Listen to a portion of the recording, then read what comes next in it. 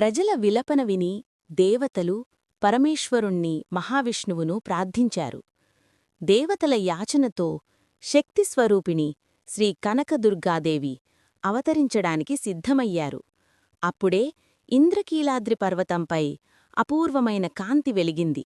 ఆ కాంతి నెమ్మదిగా ఓ దివ్యరూపం తీసుకుంది. సింహవాహనంపై కూర్చుని 8 చేతుల్లో అశేషశక్తి ఆయుధాలతో, ముఖంలో ఆత్మవిశ్వాసపు కాంతితో అమ్మవారు ప్రత్యక్షమయ్యారు. చేతిలో త్రిశూలం, ఖడ్గం, చక్రం, శంఖం అన్ని ఆయుధాలు ప్రకాశించాయి. ఆ రూపం చూసి దేవతలు సంతోషంతో నమస్కరించారు.